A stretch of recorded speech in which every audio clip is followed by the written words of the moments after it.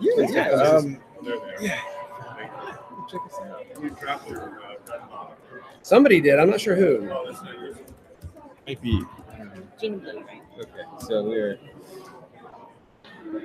As the team said. Let me get you. I'm gonna make you a shirt, Deborah. It's gonna be STC, right? Stiff twin compasses. No. Yeah. man. So many horrible in jokes. And then on the back, right? To airy So- thinness. It's gonna be the backside. Yeah. Well, we're on Facebook and YouTube. Well, I'm almost done. I'm going. Go live. Yeah, we're live. They're- things have been great. We've been busy, kind of like nonstop. Today's but it's been great, Yeah. super Yeah. collaborative. Like the conversations have been outstanding. Everything has been much of what we talked about last night, right? This idea of like getting it Yeah. out, servicing the public. How do you like these are just naturally emerging conversations. It's been fantastic. Yeah. Awesome. Yeah. So just by way of introduction, you want to go ahead and Yes. introduce? So yeah, we're in our last scheduled live segment of the digital exhibit here at SAA. We are with Gina Bloom, and our focus here is kind of thinking about the future of SAA as remixed. And I think the digital exhibit is kind of a great way to kind of think through that. So we wanted to just kind of ask you about that, kind of the value of the exhibit, everything. If you want to introduce yourself a little bit more too, and you can talk about, Sure. and play the name. And, Sure. So I teach at the University of California, Davis, where my background is in games and theater, and I've been involved in making a digital game about theater, Play the Knave, which is a kind of motion capture, karaoke, scene performance game. So I need that. So I was excited, and I'll kind of shift you to SAA because I think partly it's a very public-facing project, just something we've been talking about, Right. and about serving different kinds of institutions, libraries, schools, theaters, right, kind of getting Shakespeare out there into the public and playing with Shakespeare out in the public. But in terms of my place at SAA, so I'm a trustee for the organization, and so for the last 2 years I've been the chair of the Digital Strategies Committee, who is in charge of putting on this exhibit, right?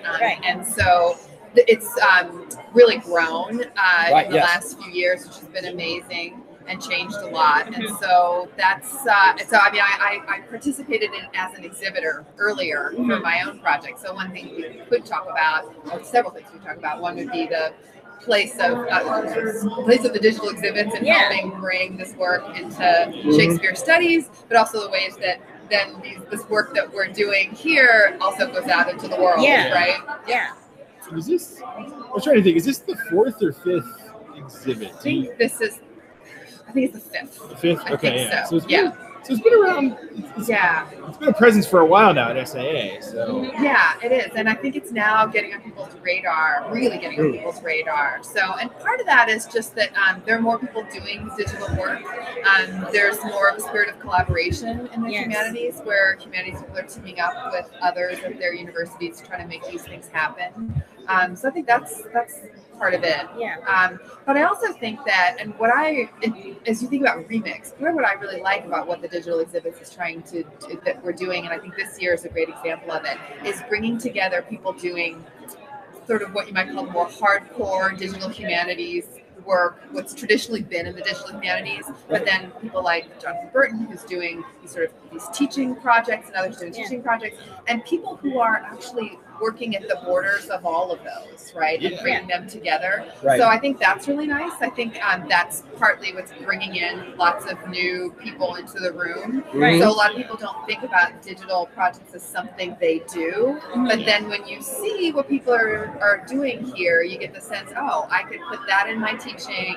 I could use that resource in my either in my class or in my own research that I'm doing. Yeah. I know, and I think for us it was kind of weird to initially envision a podcast as part of the digital exhibit, because we're like, I guess we are digital.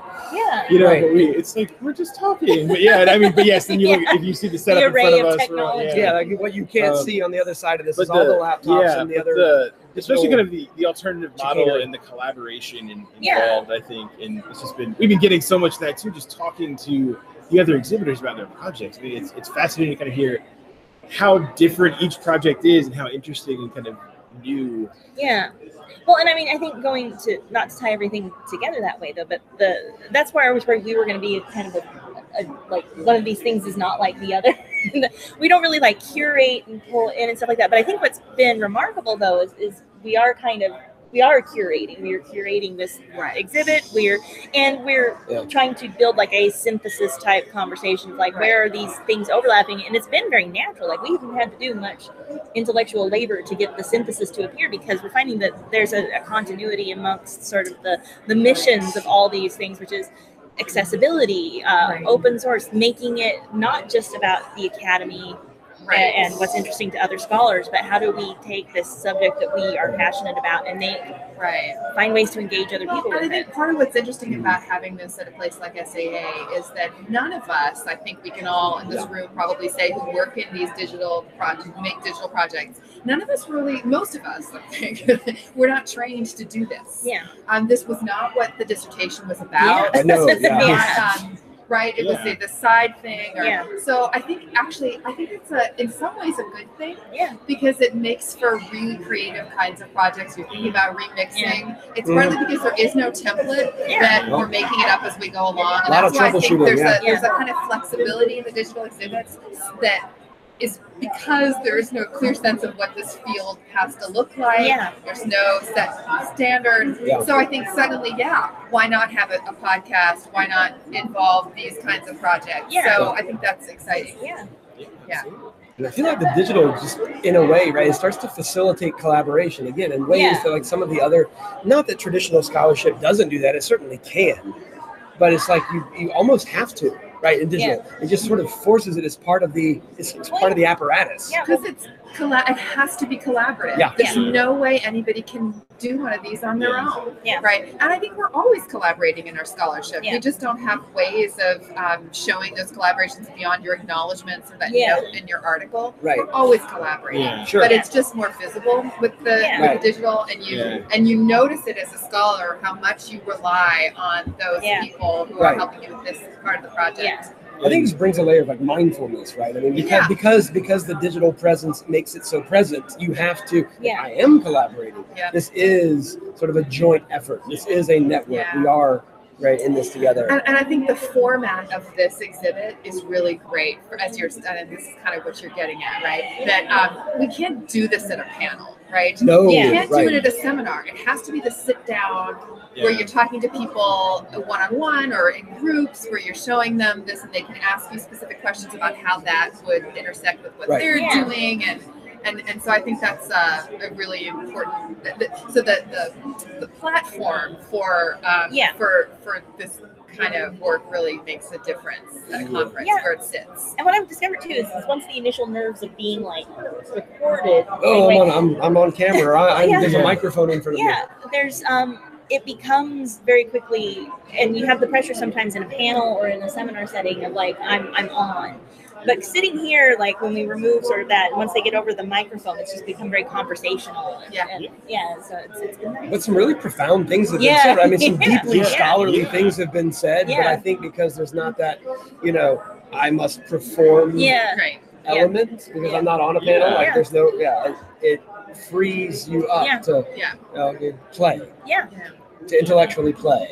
So, and I mean, this goes back to what we were talking about with Ayana, that part of something goes back to be SAA as a more collaborative conference with its heavy emphasis on seminars. And, and I think this is kind of, the exhibit's been this kind of great extension of collaboration to maybe to the next level, right? We're seeing, just talking to Carl and Patricia about the ballot archive, right? And the kind of how many people are involved, students are involved. You have kind of all these different groups coming together on a project. Yeah. And they're all acknowledged contributors. There's not kind of the silent people doing the grunt work, and then the people who are taking all the credit. It's kind of an active living project with all these people engaged. And I think it is what we do, and this kind of work highlights that, I think, more. It is more accepted. And the bibliography too was also right, like where they had the students annotating and doing, and again, right, it's just this hands-on, right? And even like practical. Play the Name has several people involved in the project, kind of putting it together. I mean, so many people. Like the credits list, and every quarter it's more. So I've had 50, at least 50 undergraduates involved, and they're all on the website. they'll all be in the credits when we release it commercially. So, and then there's all the other people, right? Who've been involved in different parts of it, faculty and graduate students. But it's a big part of it. But again, you know, I think we're not. It's one thing to. I think you're right that the SAA is great about you collaborate on running a seminar with someone else. There's lots of places where we're learning about that kind of collaboration, and it's a big part of it. But I do think there's something about the digital projects that, as you say, really highlights it. Yeah, I mean, because I think even if there's an edited collection or something that comes out of a seminar, it's still kind of the individual author or the, you know, the co-authors on the piece. Whereas here, it's you're like talking to the people, you're seeing, you know, and I think especially seeing some projects in process is also always really interesting. Right. Well, and this is, I think, obviously that's what we do at conferences all the time. You present your work in progress. What's interesting about this kind of exhibit is that you see things at such different phases in the process. And because many of these projects, the final version actually never happens. Whereas with an article, you have the seminar version, and then you do this, and then you do that, and then maybe you turn it into an article, or maybe it becomes a book chapter.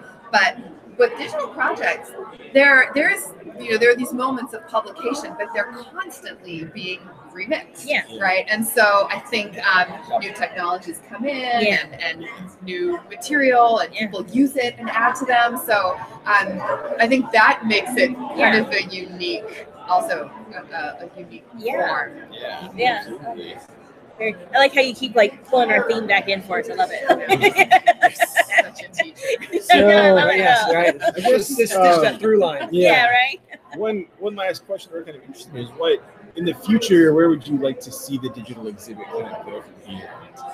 Yeah. So I think that more and more people are getting involved in making these kinds of projects. So I think there's part of me loves the idea of making it bigger in some way.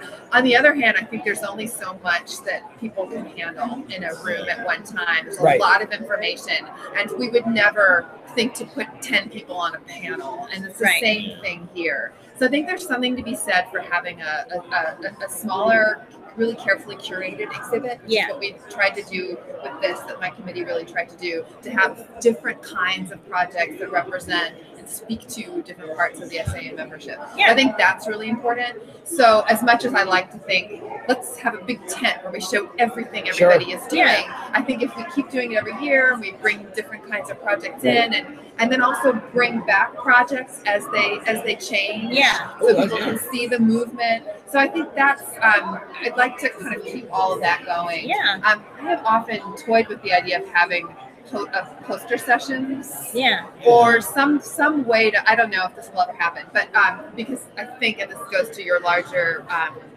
goal of thinking about what the humanities doesn't do, what they could do, what we could borrow from the social sciences that we don't want to borrow. But they do have this model of the poster where people present for a project what's happening, and you get a kind of snapshot of a project, and somebody stands there and talks you through it. And I think for a lot of people who are just starting digital projects, they're not ready to show you their website yet, or their tool, but they are gathering feedback, and the panel isn't the right place for it. Necessarily the right place for it. So I don't know. I'd love to think about what we might borrow from the social sciences. The trick is that humanities people don't know how to make a poster, how to do it. And so the learning curve might be too much. But we'll see. So, but I think that as more people are making these digital projects, it goes back to what we were talking about in the very beginning of this discussion here, which is that there's no way to know what digital exhibits is going to look like, because the field is transforming, and you have to transform with it. So I just would like to get more people in this room visiting, and more people thinking about pitching their projects. So to see the diversity of work that's out there. I think it was this an intentional move to put us in here with the books this year?